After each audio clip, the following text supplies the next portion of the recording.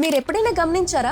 ఒక సింహం, పిల్లి లేదా కుక్క ఏవి పెద్దయ్యాక పాలు తాగదు. కేవలం పిల్లలుగా ఉన్నప్పుడు మాత్రమే తల్లి పాలు తాగుతాయి. కానీ మనం మాత్రం 20 ఇయర్స్ వచ్చినా 60 ఇయర్స్ వచ్చినా రోజు గ్లాసులు పాలు తాగేస్తూ ఉంటాం. అసలు నేచర్ మనల్ని ఇలా డిజైన్ చేసిందా, లేక మనం నేచర్ రూల్స్ ని బ్రేక్ చేస్తున్నామా? సైన్స్ ప్రకారం పాలు అసలు పిల్లలకి అంటే బేబీస్ కి ఫుడ్. మనం చిన్నప్పుడు లాక్టేస్ అనే ఒక స్పెషల్ ఎంజైమ్ ని ప్రొడ్యూస్ చేస్తాం. ఇది పాలలో ఉండే లాక్టోస్ ని డైజెస్ట్ చేస్తుంది. కానీ పెద్దయ్యే కొద్దీ మన బాడీ ఈ ఎంజైమ్ ని ప్రొడ్యూస్ చేయడం ఆపేస్తుంది. అందుకే చాలా మందికి పాలు తాగగానే కడుపులో నొప్పి, బ్లోటింగ్ లేదా మోషన్స్ లాంటివి అవుతాయి. దీన్నే లాక్టోస్ ఇంటాలరెన్స్ అంటారు. సింపుల్ గా చెప్పాలంటే మన బాడీ సిస్టమ్ మిల్క్ ని రిజెక్ట్ చేస్తుంది.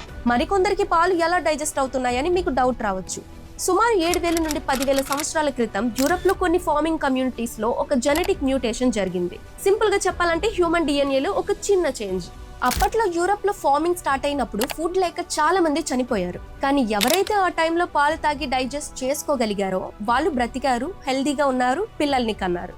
ఆ జీన్స్ అలా ప్రపంచమంతా స్ప్రెడ్ అయింది. మన ఇండియా విషయానికి వస్తే నార్త్ ఇండియాలో చాలా మంది ఈ మ్యూటేషన్ ని ఇన్హెరిట్ చేసుకున్నారు. అందుకే అక్కడ ఘీ, లస్సీ, పన్నీర్ లాంటి ఐటమ్స్ హెవీగా తిన్నా కూడా ఈజీగా డైజెస్ట్ అయిపోతుంది. కానీ సౌత్ ఇండియా మరియు ఈస్ట్ ఇండియాలో సిచ్యువేషన్ వేరు. ఇక్కడ చాలా మందికి పెద్దయ్యాక పాలు డైజెస్ట్ కావు. ఈస్ట్ ఆసియా అంటే చైనా, జపాన్ లాంటి దేశాలలో ఆల్మోస్ట్ 90% మంది పాలను డైజెస్ట్ చేసుకోలేరు. సో గుర్తుపెట్టుకోండి, మీ ఇంట్లో పిల్లలు పాలు తాగనంటే వాళ్ళని కొట్టే ముందు లేదా ఫోర్స్ చేసే ముందు ఒక్కసారి చెక్ చేయండి. వాళ్ళు లాక్టోస్ ఇంటాలరెన్స్ అయ్యి ఉండవచ్చు. హెల్దీ ఫుడ్ ఏదైనా సరే అది మన బాడీకి సూట్ అయితేనే హెల్దీ, లేకపోతే అది పాయిజన్ తో సమానం.